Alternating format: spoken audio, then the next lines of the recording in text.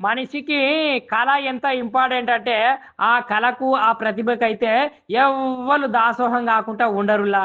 ఎందుకంటే, మనిషి ఆలోచించే విధానంలో కొంచెం తేడా ఉంటదేమో గానీ, ఒకవేళ ఆ ప్రతిభ గనక బయటికొస్తే, ప్రపంచ దేశాలే మనల్ని ఏలెత్తి చూపుకుంటా, అగో గైననే గది సాధించింది అనేది మన కోసము ఒక పేపరే ఉంటది పో ప్రపంచంలా. ఇక గట్లాంటి ప్రతిభ గురించి నేను చెప్పాల్సిన అవసరం లేదు. ఇక ఇప్పుడైతే ఒక మనిషి ఏం చేసిండో ఎరికేనా?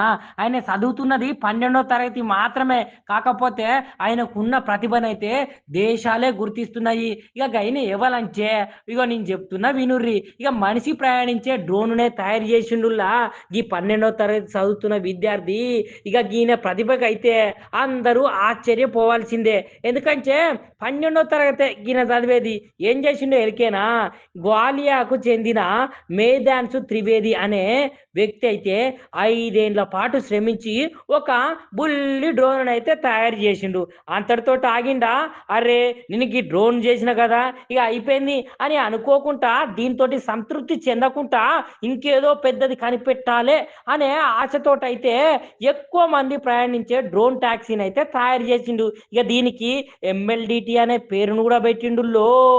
ఇక అని పేరు పెట్టిన తర్వాత ఇది ఎట్ట చేస్తుంది, ఇది ఎట్ట నడుస్తుంది అంటే 60 కిలోమీటర్లు/అవర్ వేగంతో అయితే 80 కిలోల బరువు గల ఆ వ్యక్తినైతే 6 నిమిషాల పాటు అయితే రిపీట్స్ 6 గంటల పాటు అయితే గాల్లా మొయ్యగలదటనుల్లా.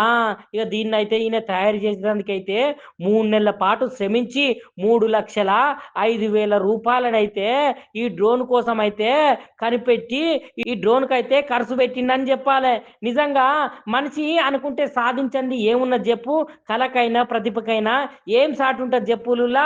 మెదట్ల ధమాక్ల ఆలోచన ఉండాలే కానీ ప్రపంచాన్ని కూడా జయించే శక్తి ఈ మానవునికి ఉన్నదని మళ్ళొక్క మలక నిరూపించిండు ఈ 12వ తరగతి చదివే విద్యార్థి.